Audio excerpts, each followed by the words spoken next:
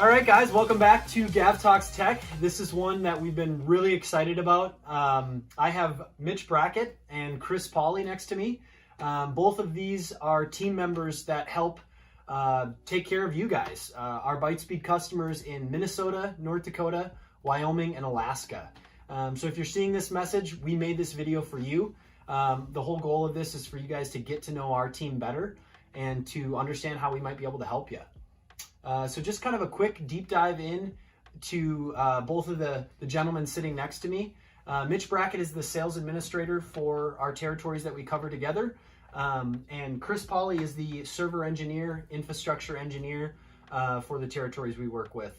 So like I said, many of you have already worked with him in the past, and many of you have talked with him and haven't really gotten to know how he could help your organization with technology needs. So we are in Chris Polley's gaming lounge in his basement, undisclosed location. This is not a arcade that you'd be able to get into unless you have a good relationship with Chris.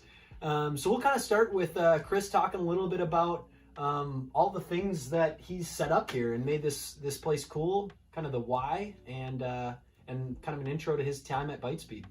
Yeah, no, I kind of grew up playing Atari 2600, Nintendo, the original NES, and definitely spent some time in arcades as a kid. So when this company Arcade 1UP started releasing 3/4 size home arcades a couple years ago, I picked up some of my favorites and kind of designed a room for my son to enjoy, and we can hang out down here and play some games. But Commodore was the first computer that I ever started using as a kid, Commodore 64, and that's kind of what got me into the hobby and into the profession here. And so I have one here today. It's a Commodore VIC-20. This model was released back in 1980. Its production run was through 1985. This was actually ahead of Apple back in the day. Apple's kind of typically given credit for being the first home PC, but Commodore was the first one to sell 1 million units. And this unit, after the production run ended in 1985, they went to the Commodore 64, which was even more popular. But this had your keyboard, had your cartridge drive, disk drive, memory, CPU, all in one unit. Basically, you hooked it into the TV or a monitor, and you were up and running. So sadly, 1994, Commodore did go bankrupt and closed. They had some heavy competition with the PC market and Apple. But back in the 80s, William Shatner called this the wonder computer. Yeah. So, and how old were you when you got one of those?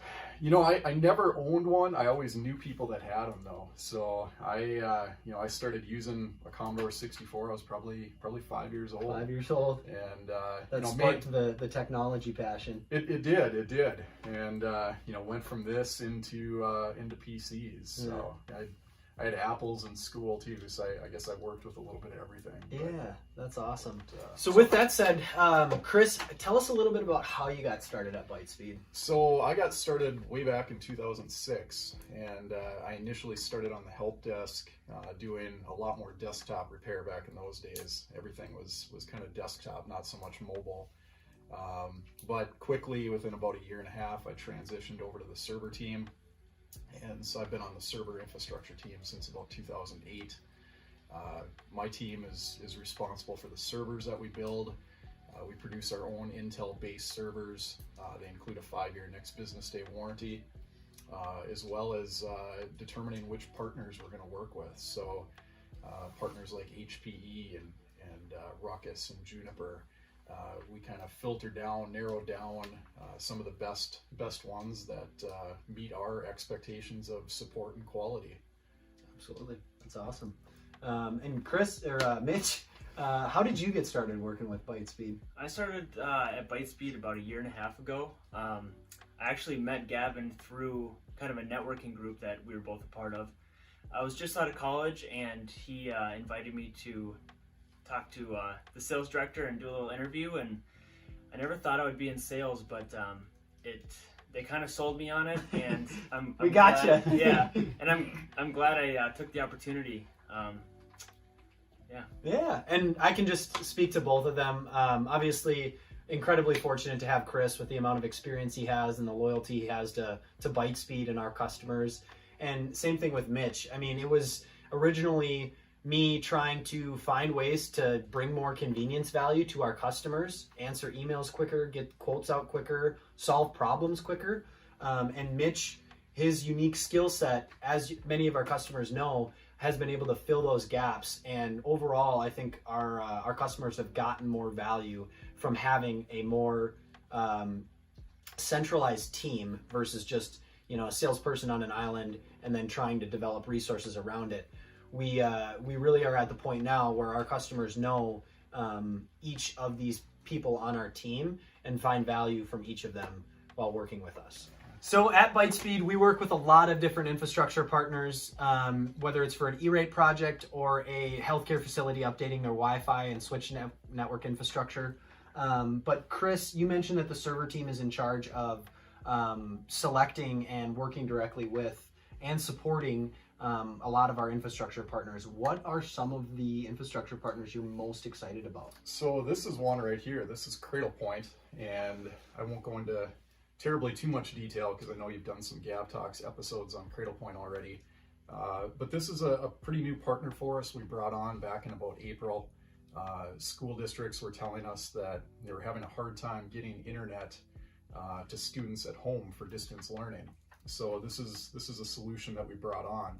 And Cradlepoint has a lot of different products depending on what you're trying to do. If you're trying to set up maybe a mobile school bus, or maybe you're trying to set up internet in a community town hall somewhere where parents can bring their kids and get connected there.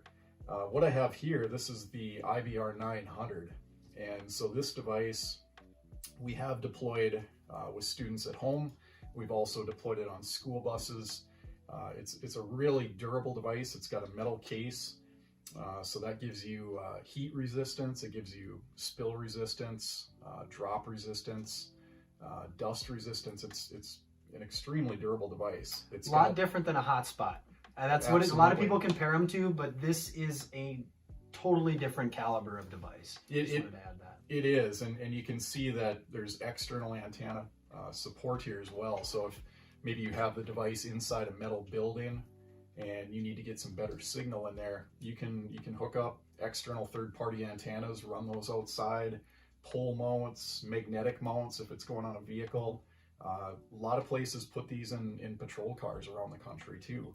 So they're pretty impressive device. And actually, when you guys see any of the videos of Mitch and I working remotely from the little cargo camper desk setup that we have, or any of the North Country Legacy videos, a lot of those, we're using this Cradlepoint hotspot to provide Wi-Fi literally in the middle of rural North Dakota. Really, really strong Wi-Fi. And it's just for us 2 users, but we could support 5 or 10 more users at least from an IBR 600, and then scaling to a higher model like the 900 there. So that's one of the partners that we really wanted to talk about there. Yeah, and I have one more product from Cradlepoint. I have their E300 router device here. This is probably the first time you guys have seen this. Yeah, I haven't even seen it yet. Just got one from our Cradlepoint rep to demo, so pretty excited about this. He always gets the cool stuff to work on first. I do. But this one is really designed for branch offices and pop-up locations. It's not going to compromise your security. This one has a firewall, VPN, dynamic routing built in, so you can connect back to your existing network. With this device, you get 24/7 support, day 1 connectivity. You can actually add a second LTE modem in here, so you can have dual LTE modems. And that's actually something I could have mentioned on that IBR 900 also. That is capable of running dual SIM cards, so you could run Verizon and AT&T or T-Mobile. You can run multiple connections with that device. And then does it automatically select the... So there are some configuration options there depending on if you're going to be in one area or if you're going to be mobile with it. You can transition from one service to the other depending on signal strength. That's pretty impressive, actually. Yep. So with that said, what are the other infrastructure partners you're excited about? So you know me, and I like storage. So Absolutely. HPE is definitely another partner that I'm excited about. We recently, within the last week, upgraded to silver level partnership with Awesome. HPE, and specifically the product I like there is Nimble. And Bytespeed was a long-time Nimble partner, going back to about 2013, and HPE acquired them about 2 or 3 years ago, and we've since stayed with HPE and that product line. So, Chris, tell us a little bit about HPE and Bytespeed's partnership with them. Yeah, so HPE's partnership really came along when HPE acquired Nimble. Bytespeed was a long-time Nimble partner back probably about 2013, and I think Nimble came out in about 2012. So when HPE acquired Nimble, we of course added on that partnership to stay with that product line. Some of the things I really like about Nimble, I really appreciate that your first call to support gets you right to level 3. There's no level 1 waiting to be transferred, sitting on hold. You get right to level 3 support, less than 1 minute hold time, and you're talking with a tech that can fix your issue right now. You don't have to get transferred. So that's a big thing for me. Another thing I like about Nimble is InfoSight. And InfoSight is really the reason that HPE acquired Nimble. If you think back a couple of years ago, HPE had plenty of storage products. They didn't want to buy another storage product. They wanted InfoSight. Mm-hmm. And InfoSight is a remote monitoring and analytical service that comes with the storage device. And so it does some really cool things. It monitors the health of the device. And if it starts to see, let's say, medium errors with the disks, maybe the disk is at a point where it hasn't quite yet failed, but it's starting to show signs that there's probably going to be a failure. InfoSight latches onto that information, automatically creates an RMA, builds that RMA, ships you the drive, sends you the tracking information, and you never picked up the telephone. So you come in the office on a Monday morning and you have this email with the tracking information that, hey, I got a hard drive coming. And that's one of the things that InfoSight can do. I mean, it monitors power supplies, storage controllers, the whole health of the device. From the performance side, if you're having, let's say, bottleneck issues, performance issues, it can detect that and report on that also and kind of pinpoint where that problem is. So InfoSight is a really cool feature. Absolutely. A couple other things with HPE and Nimble. They state that they have 6 nines with Nimble. And what they mean there is that they have greater than 99.9999 measured availability among their whole deployed fleet of SANs worldwide. So that's pretty good uptime. Nimble SANs also have what's called triple parity, so they can handle 3 drive failures without losing any data. So that's another important thing when you're storing critical data on there. They have a lot of different options from hybrid to all flash, depending on your environment. So if you want to chat about any of these solutions, get a hold of one of us 3. And that's the big thing. I mean, obviously we can do a way more technical deep dive into it, but long story short, we're incredibly fortunate to have somebody that has as much experience with infrastructure and specifically storage. So whether it's HPE or it's another solution that you're kind of wanting to compare, Chris is the great resource for you to be able to look at the system, look at your problem that you're solving, and really find the best solution for you. All right, so obviously Chris had his time to shine as far as his technical ability, his role on the team as the brains, I like to call him. But Mitch actually supports a lot of our customers directly. He's been incredibly helpful to provide our customers just convenience value and to be very, very detail orientated, especially in the areas that I'm not. So I can't thank Mitch enough for that, and I know our customers love him. So Mitch, that's one thing that I wanted to ask you, because this is something that we've grown tremendously as our Lenovo partnership for mobile devices, is why would a organization similar to those that we work with, whether it's a school, a business, a bank, why would they choose to purchase Lenovo devices from us? Well, right now with how the laptop market is, we've been really good about securing stock on laptops, and keeping our customers up to date about time frames on shipping them and stuff like that. Yeah, absolutely. And so kind of elaborating on that a little bit more is COVID has affected the supply chain for everything. Obviously, if you're a tech director in school districts, you know you're not going to get your Chromebooks unless you ordered them like last fall. Everything is just constrained because of the way COVID affects that supply chain. And so one thing to highlight too is our ability to quickly communicate with those customers, and that's where Mitch really shines. And so there's a lot of instances where Mitch's ability to work with our purchasing team members to give an accurate lead time and then maybe switch to a different model that Bytespeed is either housing in-house or that we're placing on hold to actually get you the lead time that isn't 6 months out. Yeah. So talk a little bit about your relationship with our purchasing team. Before COVID, when I was in the office, my desk was actually right next to their offices.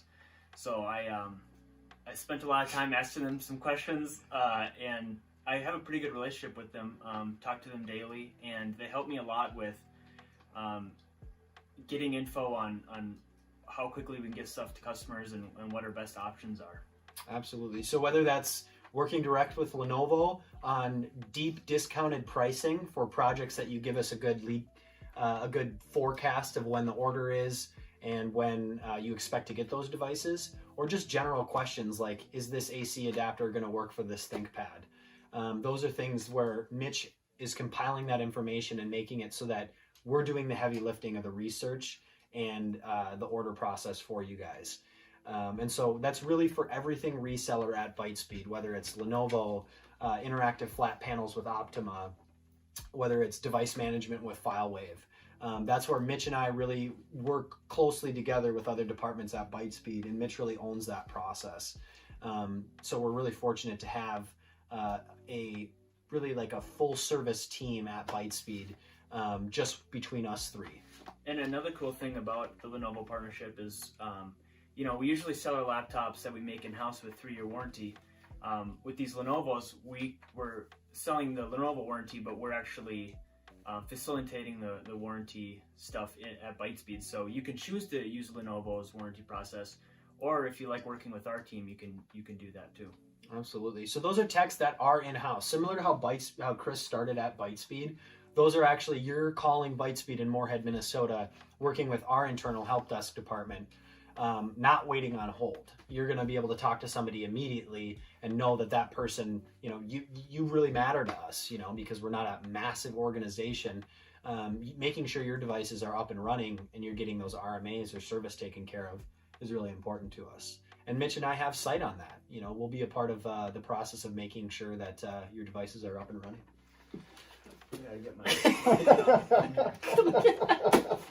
You gotta wear that out to lunch. Hey guys, true story here.